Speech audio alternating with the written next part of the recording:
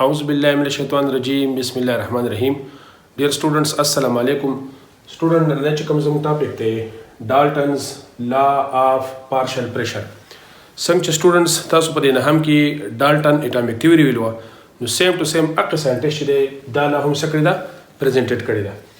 اوس چونکې لا دا د لا بخامخا سټیټمنټ بیان وي چې وایي کې بالکل ذره بره څه غلطي بنئ. نو سټیټمنټ سټوډنټ د ځان سره نوٹ کړئ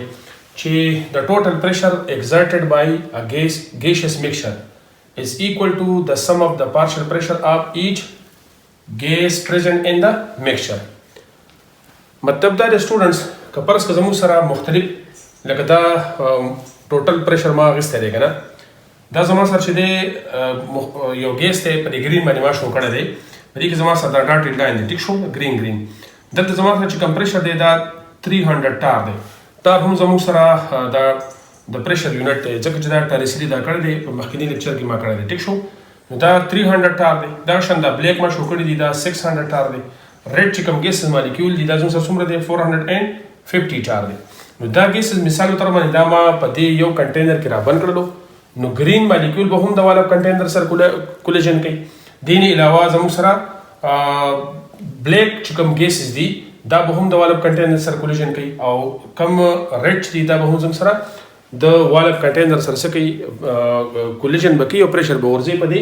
والب کنټینر باندې. نو د دې یو پریشر د څه وایي دې ته پارشل پریشر وایي لکه ریډ چې کوم ګیسز غورځي نو دې ته څه وایي دې ته پارشل پریشر دا ریډ ګیس شو لکه سی مالیکول چې ټیک شو. دغه شان بلیک مالیکول چې کوم پریشر غورځي ځان له بیل نو کم ګیس چې ځاله بیل پریشر غورځي دی ته پارشل پریشر وایي د سوی پارشل پریشر وایي ټیک شو. نو دا وایي دا ټوټل پریشر چې دی لکه دا به زه راجمع کوم دا مالیکول اف ګرین مالیکول چې ما ریپرزینټ کړی دی په ا باندې بلیک مې په بی باندې او ریډ مې په څه باندې پریزنټډ کړی دی سټوډنټ په سی باندې. نو دلته کې ایکویشن موږ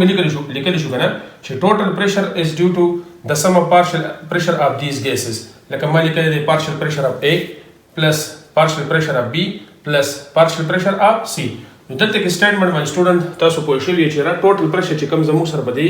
میکسچر اف ګیسز کې دی نو دا څه شی دی دا د دې پارشل پریشر د سم برابر دی چې دا مونږ لکه ایز ا هول دوی کمباین چې کوم پریشر ورځي د دې به د سم برابر ټیک شو. نو د سم د ټوټل پریشر اف ګیس از ایکوال ټو د سم پارشل پریشر اف آل د ګیسز پریزنٹ ان ا میکسچر. اوس په دې ډیفینیشن کې سټوډنټس دا ډیفینیشن ما آسان کړی دی تاسو چې دی لکه دا پکې هم دا کولی شئ لیکلی شئ خو ما چې دا په نوټ پام کې لیکلی دی په څه شي کې په نوټ پام کې لکه this law is applicable only if ټیک ده څنګه په کوم ګیس د باندې اپلیکیبل ده the component gases do not chemically react with each other چې دا به یو ته سره ریاکشن نه کوي دا چې کوم ګیس دي دا به یو ته سره ریاکشن نه کوي که ریاکشن وکړو نو دا ګیسز به څه کېږي دا به کمباین کېږي نو چې کمپریشر دی نو هغه شان مزه به بیا نه لکه مثال به در باندې ام سی کیوز هم راتلی شي که نه تاسو را لشي که مثال تر باندې لکه نان ریاکټینګ ګیس زموږ سره دا ما لیکلي هم دي که نه پارټیکولر اگزامپل مثال تر باندې ایر چې دی از ان اگزامپل اف نان ریاکټینګ ګیسز لکه هوا چې ده په زموږ سره مثال به تر باندې په اټماسفیر کې هوا چې دا څه شی دی دا زموږ سره نان ریاکټینګ ګیسز دي. په دې کې زموږ سره چې دی نایټروجن چې دی سټوډنټ 78.0% دی اکسیجن پکې 20% دی ارګان چې دی دا پکې 0.93% دی. دین علاوه کاربن ډای اکساید چې دا پکې څه دی 0.03% دی او نور چې کوم ټریس مطلب د دې پرسنټیج نه په کم اماونټ کې زموږ سره کم ګیسز دي سټوډنټس هیلیم دی نیان دی ارګان دی هایدروجن دی وغیرہ وغیرہ. دین علاوه واټر ویپرز هم په هوا کې موجود دي او کم پلوټنټ چې دي لکه ناکس لکه اکساید اف نایټروجن لکه نایټروجن نیټریک اکساید لیکلی شي نایټروجن ډای اکساید لیکلی شي وغیرہ وغیرہ.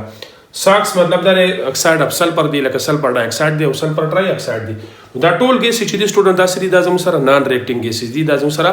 ریاکشن نه کوي. اوس سټوډنټس په بعض انفارم کې تاسو ته لکه ریاکټینګ ګیس کم راتلی شي ام سی کیوز کې دا هم راتلی شي که نه لکه ریاکټینګ ګیس دلته زه لیکم که نه سټوډنټس مثال په طور باندې زما سره دی امونیا ده صحیح ده که نه دا زما سره ګیس دی. دین علاوه بل څه شی دی سټوډنټس HCl چې کوم فیومز دي دا زما سره په ګیسز پام کوواله به نو دا دواړه به ریاکشن کوي دا دواړه به څه کوي ریاکشن به کوي او دا مال راکوي امونیم کلوراید څه به راکوي امونیم کلوراید. نو د دې ځاله بیل چې کوم پریشر دی دا به یو شاني او د دې بدل لکه دا به د بل سره لکه دوی پریشر چې ځاله بیل بلی به یو شاني خو که فرض که زموږ سره امونیم کلوراید شو نو دا د دې پریشر به سیدې نه بدلی نو په دې وجه باندې سټوډنټ دا خبر پکې نوٹ کړي چې دا ګیسز چې دي دا به د سره ریاکشن باندې کې دا به کمباین کیږي نه دا پکې بنسیکوس ته تاسو ته راتلی شي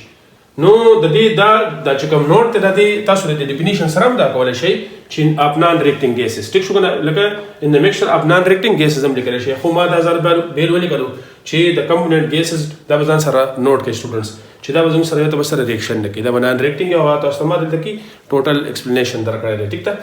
بل دویم نمبر خبر به کوم نوٹ کړئ سټوډنټس چې د ګیسز مست بیهیو آیډیلی نو آیډیل چې کوم آیډیل ګیسز دي د دې لیکچر نه مخکې لیکچر ما ورکړی دی چې آیډیل ګیس مطلب دا دی دا به فالو کاینیټیک مالیکولر تیوري کاینیټیک مالیکولر تیوري چې کوم ایزمپشن دي لکه یو ایزمپشن دا دی دا ځان سره یاد ولرئ چې دا مالیکولا به ګیس چې دی بلکې به اټریکټیو ریپلسیو فورسز نه دغه خبره به صرف یاد ولرئ نو دا ګیس چې دی کوم آیډیل دغه ګیسز دي دا به لکه آیډیل ګیس ایکویشن فالو کوي دا به زموږ سره آیډیل مطلب دا دی چې کوم فورس اف اټریکشن دی یا